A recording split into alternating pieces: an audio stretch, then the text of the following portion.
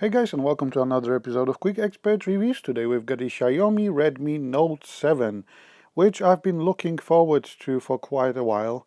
So thanks to Banggood for sending me the review unit. If you'd like to buy one yourself, there is a link in the video description. Now, I do really like quite affordable mid-range phones. I think the very first one I've ever had was a Huawei P Smart, which I absolutely loved. But I do feel that the Xiaomi Redmi Note 7 pushes the mid-range at the affordable price level even further. Absolutely love this phone. It's absolutely brilliant, especially the camera, but I'll focus on that later on. So that's the phone itself. It actually looks really nice. It does feel quite premium, even though it costs around 160, 170 pounds. You've got your dual lens camera setup on the back, which is made of 48 and 5 megapixel depth sensor. You've got the headphone jack, you've got the SIM tray that doubles up as a memory card tray as well. However, it's a hybrid SIM tray slot, which means that if you want to, you can use either 2 SIM cards or 1 SIM card and a memory card, which is always a nice addition, and it's great that it's here. So that's that.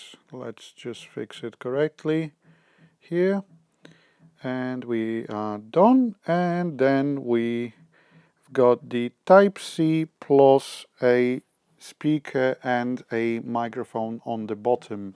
So yeah, again, considering the price, it's nice that you do get the Type-C. And then we've got a 12 megapixel camera on the front of the 6.3-inch IPS LCD display. There's also a free case that Xiaomi bundles with the Note 7. It's just a bog standard gel case, however it fits the phone nicely. It makes it feel less slippery with that glass on the back, and it's just there for you free of charge, so it's always nice. Righto, so let's have a look. Let's have a look at the actual phone itself. What are we running on? Because a lot of people complain that Chinese manufacturers don't update their phones very often, so we are running on Android 9 Pie with a security update from May this year, which is actually more up to date than my Xiaomi Mi 9, which I reviewed recently, which did have an April security update. Then these are the options for the SIM slots. As you could have seen, you are able to run 4G LTE on both SIM slots, so it's not that only one runs the SIM and with the 4G speeds. Now, sadly, I can't see an NFC on the phone itself, which shouldn't cost that much to implement, but yes, it does prevent you from using Google Play, Google Pay, not Play.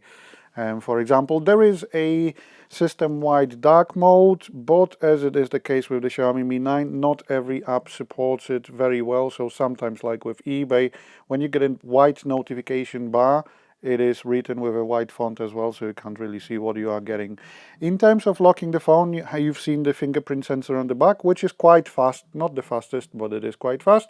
And there is also facial recognition on the phone itself.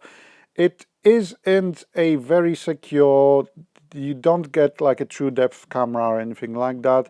However, you can't unlock the phone with a picture of your face, so it is kinda secure-ish. It is better to use the fingerprint sensor, but if you prefer to use the face unlock, it does its job pretty well. Next stop, what we've got in here, just to let you know, guys, this phone is the 3 gigabytes and 32 gigabyte. So 3 gigabytes of RAM, 32 gigabytes of internal storage model. Then we've got the full screen display, which allows us to use gestures rather than buttons.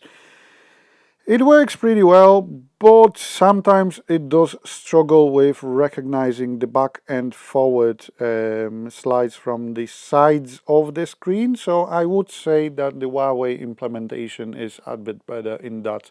As you can see, yeah, you can feel it right, but struggling with the left bit a bit.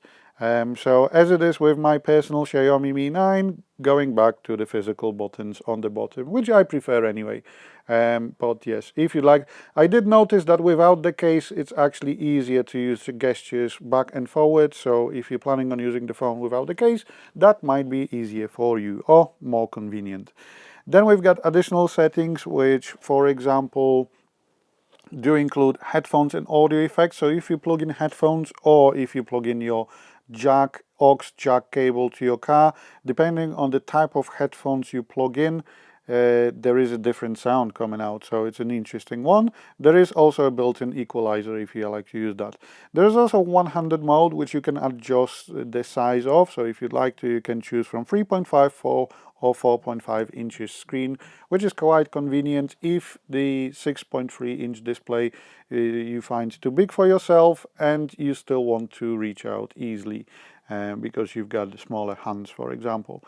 Then we've got dual apps. So if you'd like to, you can use, for example, 2 WhatsApps, you can use 2 Facebook apps, you can lock apps behind your face or, well, behind face recognition or fingerprint sensor. It's any app, regardless. And then we go over to the camera bit, which is quite interesting. So we've got a 48 megapixel sensor, which is of f-stop 1.8, and that's a wide camera.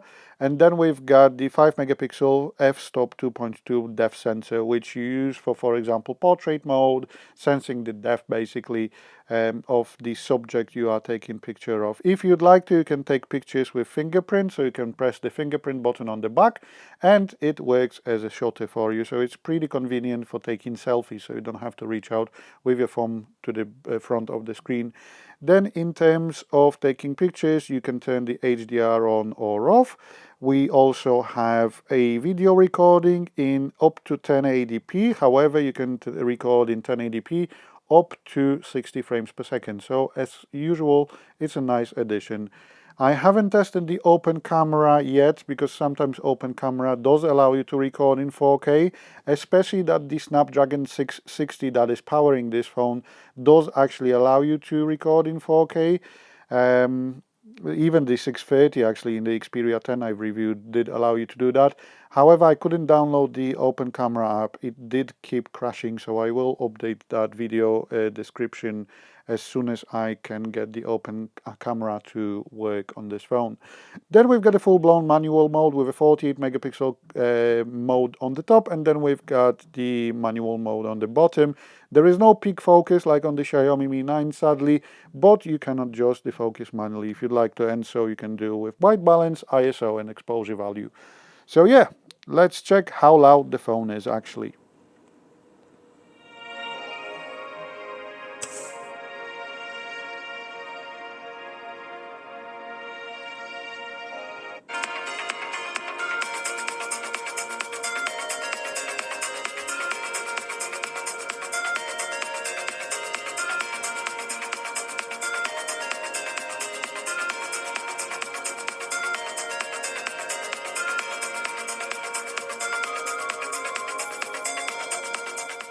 So that's that. In terms of the phone itself, it also does support fast charging, and with that 4000 mAh battery and a Snapdragon 660, 2 days without any charge are really possible. In terms of gaming, I would suggest watching the Nokia 7 Plus video, which supports the same Snapdragon, because I did some gaming video on that. So yes, thanks for watching another episode of Quick Expert Reviews. Hope you've enjoyed that. If you've got any questions, drop them in the comments. Take care, guys. Bye.